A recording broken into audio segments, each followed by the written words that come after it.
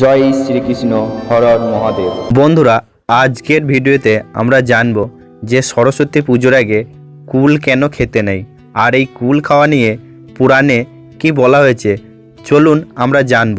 তো বন্ধুরা, আপনারা যদি জানতে চান তাহলে ভিডিওটা কোনো জায়গায় স্কিপ না করে শেষ পর্যন্ত দেখবে। ছোট থেকে শুনে আসছি সরস্বতী পুজোর দিন কুল খেতে নেই, খেলে নাকি মা সরস্বতী পাপ দিয়ে থাকেন। কিন্তু জানেন কি কেন দেবীকে কুল উৎসর্গ করা হয়? শুনুন তাহলে পুরাণসম্মত সেই কাহিনী।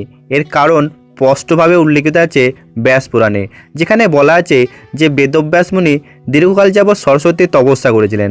তপস্যা ভঙ্গের পর যখন মা সরস্বতী তার সামনে উপস্থিত হয়ে তাকে বরদান করেছিলেন, তখন তিনি মা সরস্বতীকে কুল উৎসর্গ করেছিলেন, এবং এই কারণেই সরস্বতী পুজোর আগে কুল ভক্ষণ করা হয় না।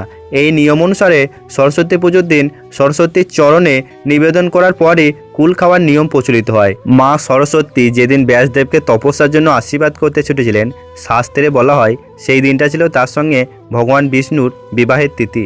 দেবী ছুটলেন ভক্তকে আশীর্বাদ করতে, আর ভগবান বিষ্ণু যোগ বলে সমস্তটা জানতে পেরে তখনই বররূপে চলে গেলেন। পাত্রী হিসেবে তখন দেবী সরস্বতীর ডাক পড়ল, কিন্তু দেবী তো নেই। সব কিছু জেনেও ভগবান বিষ্ণু তাকে প্রত্যাখ্যান করলেন। দেবী ফিরে এসে সমস্তটাই জানতে পারলেন। রাগে দুঃখে অপমানে তিনি বিবাহের বস্ত্র পরিত্যাগ করলেন এবং হলেন শুভ্র বসনা। সেই থেকে দেবীর শুভ্র বসন, তিনি সকল জ্ঞানের আধার। তিনি বাগদেবী, একজন নারী যে শুধু নিজের পরিচয় ছাড়াও পরিচিত হতে পারে, তাই তিনি প্রতিষ্ঠা করে গিয়েছিলেন। দেবীর শুভ্র বসনা হওয়ার আরও একটি কারণের কথা বলা হয়। তিনি হচ্ছেন জ্ঞানের দেবী। জ্ঞান হয় সবসময় শুদ্ধ ও নির্মল, কোনো কলুষতা তার মধ্যে থাকে না। জ্ঞান সবসময় অহংশূন্য ও স্বচ্ছ। তাই জ্ঞানের দেবীর অন্তর এবং বাহির কলুষমুক্ত শ্বেতবর্ণ। সাদা রং আসলে আমাদের অন্তরের বিশুদ্ধতা ও নির্মলতার প্রতীক।